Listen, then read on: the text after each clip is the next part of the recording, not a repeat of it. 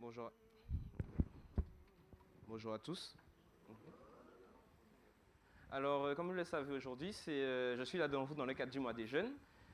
Mois des jeunes qui malheureusement touche à sa fin, puisque c'est le dernier sabbat du mois des jeunes de cette année, du coup.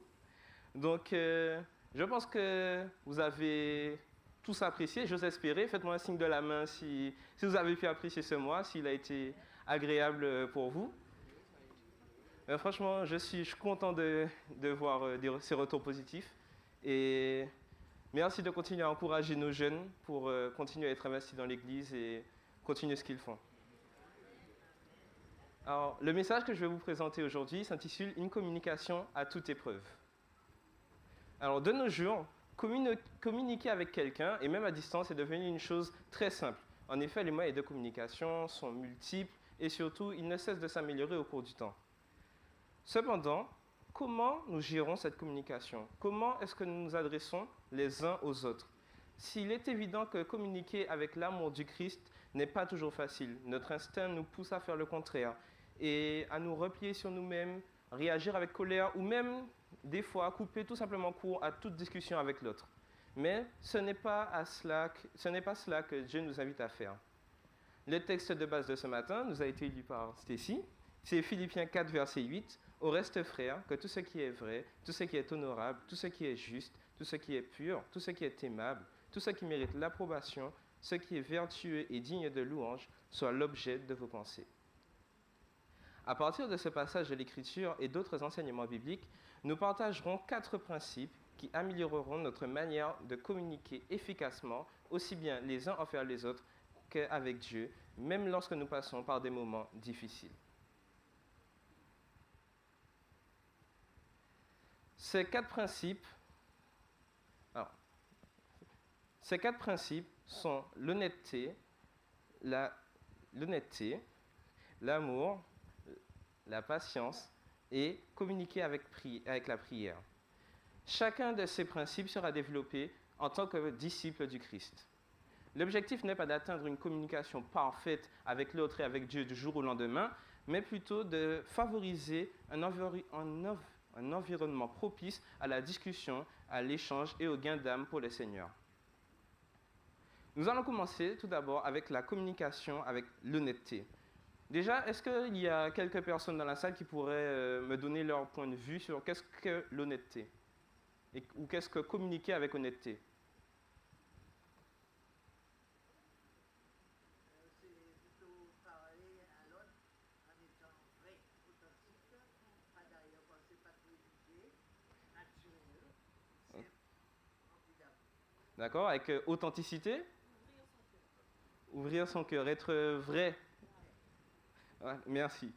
Alors que nous naviguons à travers les vicissitudes de la vie, l'une des qualités les plus profondes que nous pouvons incarner, c'est donc bien l'honnêteté. Cette notion est très profonde. C'est un engagement d'authenticité, un refus de se cacher derrière des masques ou derrière nos prétentions. Cela implique d'avoir le courage d'exprimer nos pensées, nos sentiments et nos expériences telles que nous les ressentons réellement et pas telles que nous voudrions que les autres les perçoivent. Dans le contexte des épreuves, parler avec honnêteté est particulièrement difficile, vous en conviendrez. Lorsque nous sommes confrontés à des difficultés, notre instinct nous pousse à faire bonne figure, à réprimer notre douleur ou notre peur, à prétendre que tout va bien, alors que ce n'est pas du tout le cas. Nous craignons que si nous révélions nos luttes, nous puissions être perçus comme faibles et perdre l'image que nous avons parfois mis des années à nous construire. Cependant, la Bible nous appelle à une approche différente. Dans 2 Corinthiens 12, versets 9 et 10, l'apôtre Paul parle ouvertement de sa faiblesse et comment elle devient pour lui un canal pour faire éclater la puissance de Dieu. Est-ce que quelqu'un voudrait bien le lire, s'il vous plaît? Je reprends la référence. 2 Corinthiens 12, versets 9 et 10.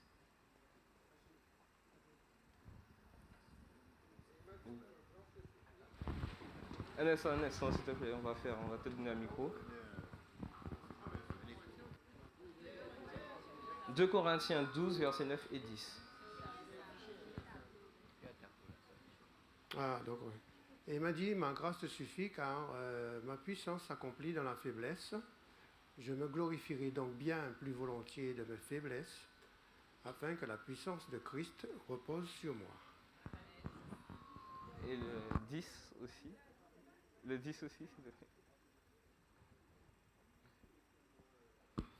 C'est pourquoi je me plais dans les faiblesses, dans les outrages, dans les calamités, dans les persécutions, dans les détresses pour Christ. Car quand je suis faible, c'est alors que je suis fort. Merci beaucoup. Quel beau verset, n'est-ce pas? Comme Paul, nous pouvons aussi apprendre à accepter nos vulnérabilités. Il ne s'agit pas de se complaire dans l'apitoiement de soi-même ou d'être négatif. Il s'agit de reconnaître notre fragilité humaine. Notre Créateur veut travailler avec nous et surtout à travers nous. Parler avec honnêteté favorise une véritable connexion entre membres de la communauté de l'Église. Il nous permet de nous ouvrir aux autres. Et c'est ce genre d'authenticité qui nous permet de créer des liens profonds et durables qui seront cruciaux en des périodes de grandes difficultés. Parler avec honnêteté est donc un acte de foi qui nécessite du courage, de l'humilité, sachant que la puissance de Dieu se réalise parfaitement dans notre faiblesse. L'honnêteté est le fondement de toute bonne communication. Dieu valorise notre authenticité. Nous allons maintenant voir la communication avec patience. Communiquer avec patience. Alors, la patience est souvent décrite comme une vertu, et ce, pour de très bonnes raisons.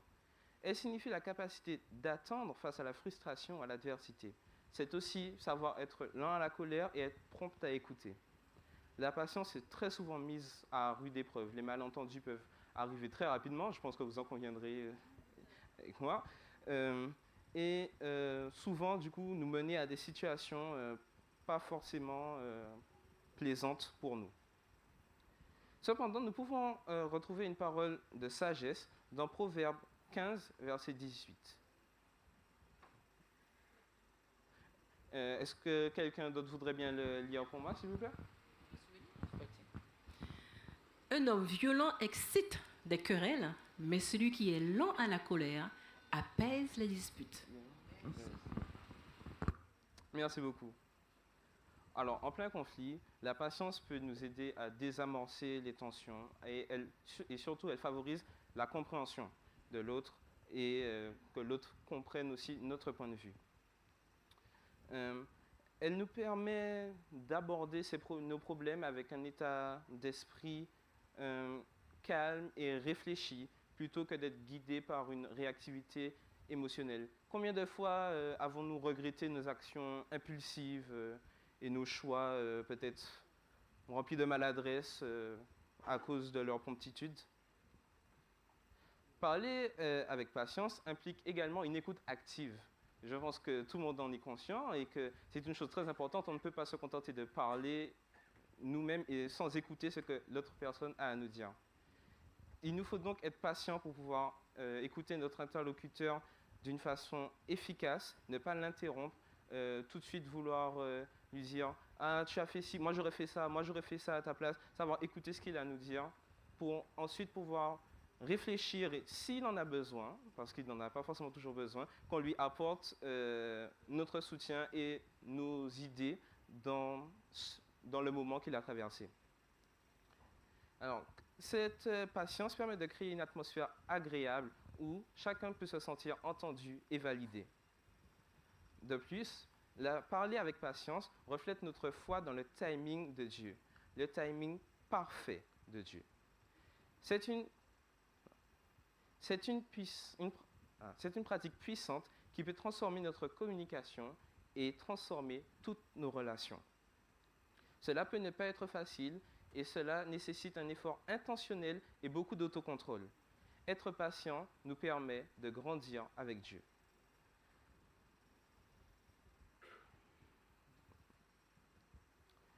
Nous parlerons maintenant de la communication avec amour. Alors, je pense que la question peut être simple, mais qu'est-ce que vous entendez par communiquer avec amour?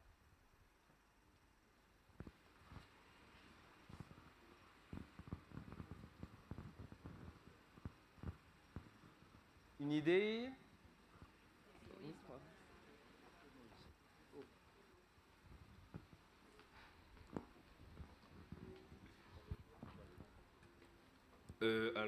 J'entends du coup les 5 langages de l'amour, personnellement. Ok, à travers la communication avec amour, Oui, c'est vrai, ce sont des manières de communiquer, hein, c'est bien ça.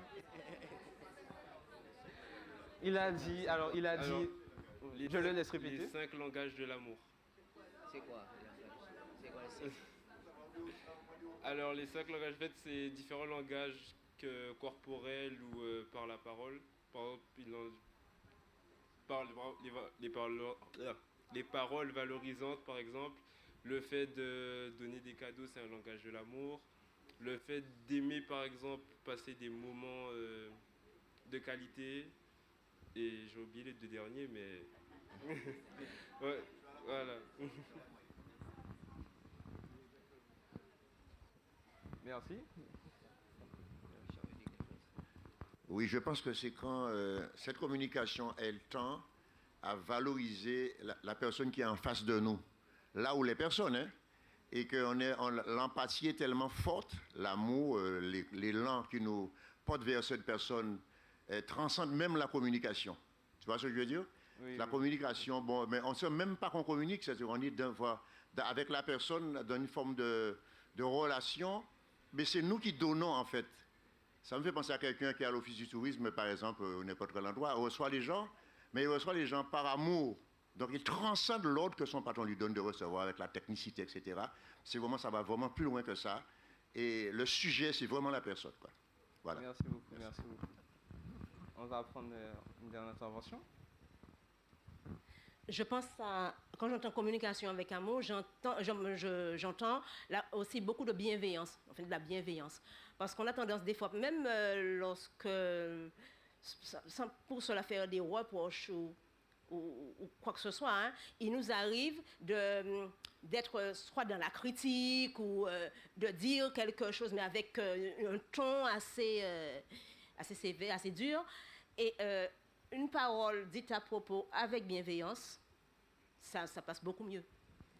Bien sûr, bien sûr. Parler avec amour, comme on peut le voir, simplifie nos relations, nous permet d'être tout de suite plus à l'écoute, d'être plus à l'aise avec la personne.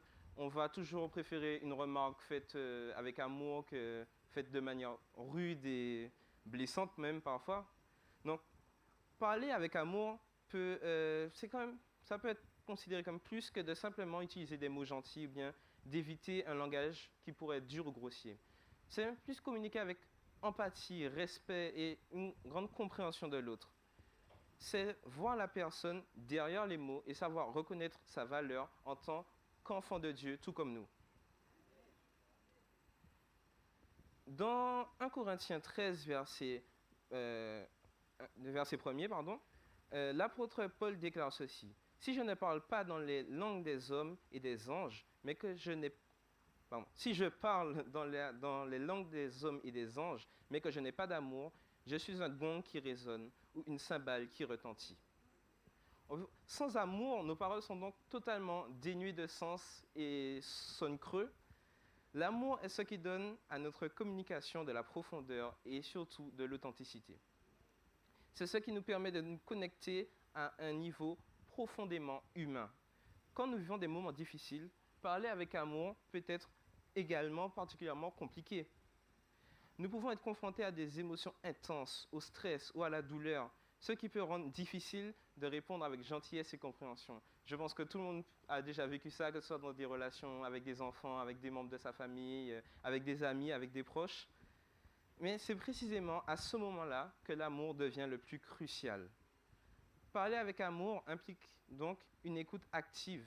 Lorsque nous écoutons véritablement les autres avec empathie et ouverture, nous démontrons l'amour en action. Nous montrons que nous valorisons l'autre et sa perspective, son point de vue, même si nous ne sommes pas forcément d'accord avec elle. L'important dans la communication, ce n'est pas forcément d'être d'accord avec tout ce que la personne va dire, mais c'est plutôt de savoir écouter ce que la personne a à dire et lui faire comprendre notre point de vue, mais toujours avec amour, être dans la bienveillance et ne pas répondre sèchement et pouvoir se mettre nous-mêmes en problème. Il nous faut utiliser nos mots pour élever et encourager plutôt que pour démolir ou critiquer. Est-ce que quelqu'un pourrait lire pour moi Éphésiens 4, verset 29, s'il vous plaît?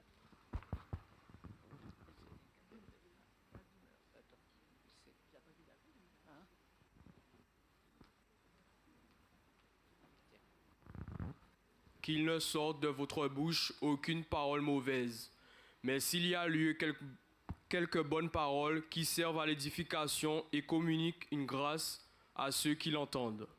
Merci beaucoup. Merci. Donc, parler avec amour est une pratique puissante qui peut transformer notre communication et surtout totalement changer nos relations. Ce n'est pas toujours facile et cela nécessite un effort et de l'altruisme. Alors que nous nous efforçons d'incarner l'amour dans nos paroles et dans nos actes, nous reflétons un peu plus à chaque fois le caractère du Christ. Que Dieu puisse nous aider à parler avec amour, que sa grâce et sa compassion soient présentes dans toutes nos interactions. Nous pourrons voir au fur et à mesure à quel point cela change nos vies, change nos relations et change nos interactions avec les autres.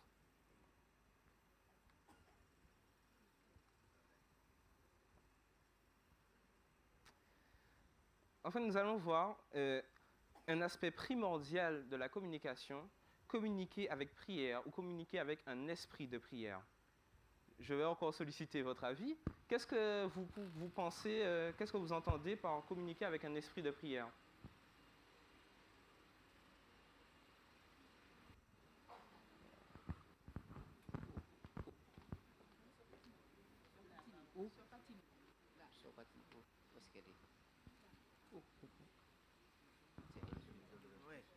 Alors, quand la personne vous appelle, vous sollicite, surtout si elle a des difficultés, il faut passer un moment en prière avant de lui parler. Il faut demander à l'Esprit Saint de nous diriger, de nous mettre dans notre esprit ce qu'il faut dire à la personne, parce que Dieu connaît mieux la personne que nous. Et il faut vraiment passer par un bon moment de prière avant de parler à quiconque, surtout quand la personne a des problèmes. C'est dans ce sens qu'il faut communiquer avec prière. Mais en général, quand on a une relation avec Dieu, on prie tout le temps. Donc même si la personne est joyeuse, on communique toujours. Il n'y a pas de problème, on a prié. Oui. Depuis le matin. Mais en particulier, quand la personne, avant, même si on a prié le matin, mais avant d'appeler la personne en problème, à genoux, demander à papa ce qu'il faut dire. Je suis totalement d'accord avec toi, mais si la personne t'appelle spontanément, comment tu ferais pour communiquer avec elle justement dans cet esprit de prière? Ah ben oui, tout de suite j'envoie un télégramme. Tout de suite, vite fait. Et la réponse est toujours là. Quel que soit là où je suis. Télégramme. SMS. À papa. Vite fait. Et ça marche. Quelqu'un d'autre a... Oui. Merci. Alors, je peux donner mon expérience quand, dans une situation difficile, avant de parler à cette personne, je demande à Dieu de contrôler ce que je vais dire et ce que la personne va dire. Et dans ces conditions-là, les situations difficiles sont désamorcées dès le départ. Donc, ça dit que la tension qu'il y avait, ça peut calmer. Donc, communiquer avec prière, pour moi, ça veut dire demander à Dieu de prendre la discussion, l'échange, et puis que ça se passe bien. Voilà.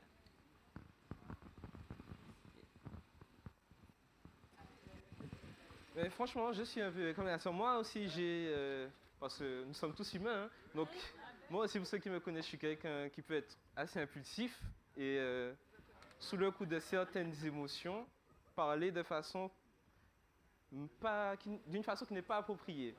Et pas plus tard que cette semaine, en cours, alors que j'étais avec mes amis, il y a quelqu'un qui est venu qui n'est pas dans notre groupe d'amis, et puis on parlait de notes à ce moment-là. Je crois qu'on venait de recevoir nos copies d'un devoir, et il a commencé à parler d'une façon qui m'a déplu à moi.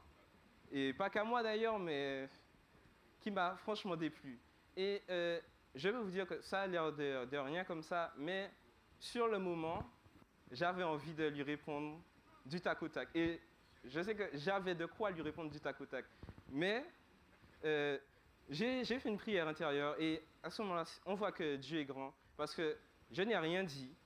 Et j'ai pu calmer la situation, lui dire qu'on comprend ce qu'il dit, mais que bon, tout le monde n'apprécie pas forcément sa manière de parler, qu'il faudrait qu'il fasse plus attention. Et je pense que ça l'a bien plus aidé que si je lui avais répondu comme je l'ai souvent fait.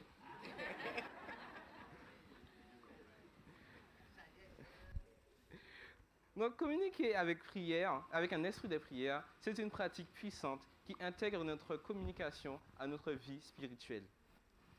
Cela implique non seulement de parler à Dieu, mais aussi de laisser nos conversations être influées par l'Esprit de Dieu. La prière devient une partie naturelle de notre vie quotidienne et elle guide toutes nos paroles et toutes nos actions. Elle peut apporter du réconfort, de la sagesse, de la force, nous rappelant que nous ne sommes pas seuls et que, surtout, c'est Dieu qui est au contrôle. Philippiens 4, versets 6 et 7 nous instruit à ce sujet. Quelqu'un pourrait nous le lire, s'il vous plaît?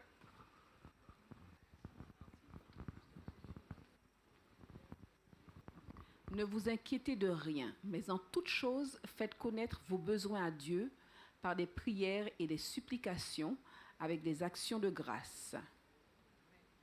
Et la paix de Dieu, qui surpasse toute intelligence, gardera vos cœurs et vos pensées en Jésus-Christ. Merci beaucoup. Lorsque nous apportons nos iniquités et nos peurs à Dieu par la prière, il nous donne sa paix, qui nous aide à communiquer avec efficacité.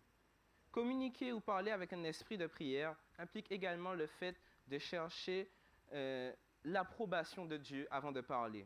Nous sommes trop souvent prompts à parler alors que nous gagnerons bien plus à écouter. Au lieu de nous fier uniquement à notre propre compréhension, nous pouvons demander à Dieu de guider nos paroles et de nous aider à communiquer d'une manière qui l'honore. Proverbe 3, versets 5 et 6 nous dit « Confie-toi en l'Éternel de tout ton cœur et ne t'appuie pas sur ta propre intelligence. En toutes tes voies, reconnais-le et il rendra droit tes sentiers. » Lorsque nous permettons à Dieu de guider notre communication, nous pouvons avoir confiance qu'il nous dira et qu'il nous aidera à exceller même dans les conversations les plus compliquées. Nous devons être ouverts à la direction du Saint-Esprit nous devons être ouverts à la direction du Saint-Esprit. Pendant que nous prions, nous pouvons lui demander de nous remplir et surtout de nous guider. Il nous aidera à prononcer des paroles de vérité, d'amour et de grâce qui ne blessent pas mais qui exhortent. Nous pouvons également lui demander de l'aide pour écouter les autres, comprendre leur point de vue et surtout de pouvoir répondre avec sagesse et gentillesse. Prier est une pratique transformatrice qui peut avoir un impact significatif sur notre communication et sur nos relations. Il s'agit de reconnaître notre dépendance envers Dieu et de l'inviter dans chaque aspect de notre vie, y compris dans chacune de nos conversations. En ne cherchant pas à parler sous l'influence de la prière, nous améliorons nos relations. Nous ne laissons sortir de notre bouche que des paroles qui fortifient, des paroles qui élèvent, des paroles qui rendent gloire à Dieu.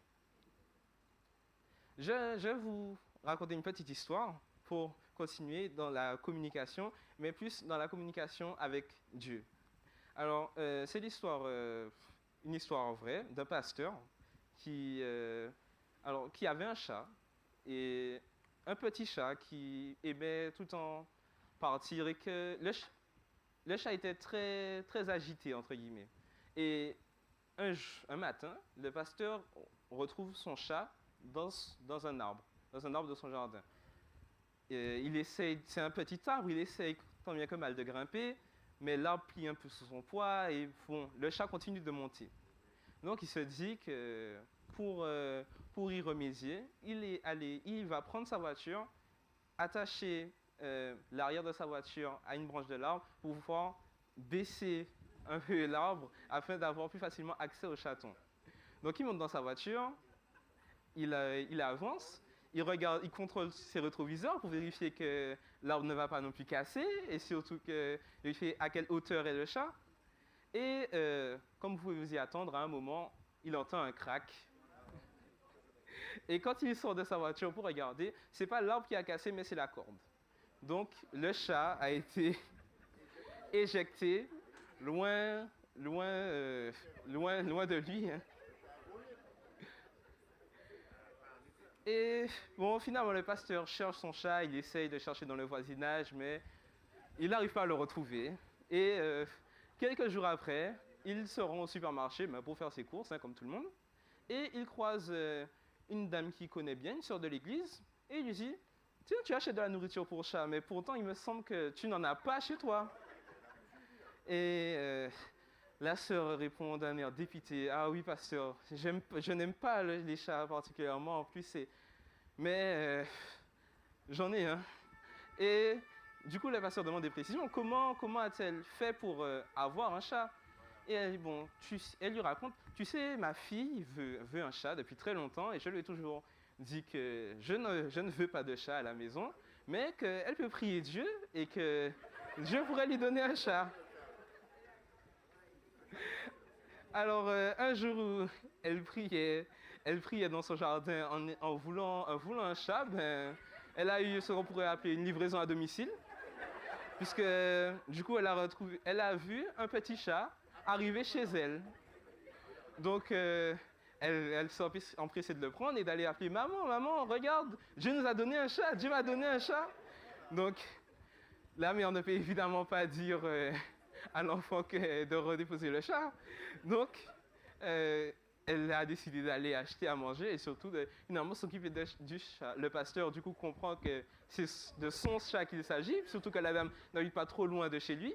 Donc, il raconte l'histoire à la dame et il parle aussi avec la petite fille et il profite pour justement dire à la fille que communiquer avec Dieu, c'est important et que quand on demande, si Dieu veut qu'on le reçoive, on recevra. Pardon. D'une manière ou d'une autre. Donc, la petite fille a gardé le chat puisque le pasteur lui a dit ce n'est pas un hasard si tu as eu le chat. Donc, voilà. Pour conclure, alors, on a vu 4 principes clés, non exhaustifs. Et est-ce que vous pouvez me les rappeler, s'il vous plaît? Quels sont les 4 principes de communication qu'on a vus? Honnêteté, patience, amour et prière. Oui, voilà. Donc ces 4 principes nous aideront à parfaire notre communication en tant que disciples de Jésus. Chacun de ces principes est en accord avec les enseignements de Jésus-Christ et reflète l'influence du Saint-Esprit en nous. Parler avec honnêteté implique d'exprimer nos véritables sentiments et expériences sans prétention ni façade. Il s'agit d'être authentique et vulnérable en faisant confiance à la puissance de Dieu.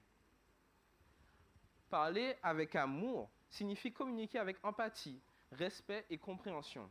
Il s'agit d'écouter plus que nous ne parlons et de valoriser le point de vue de l'autre.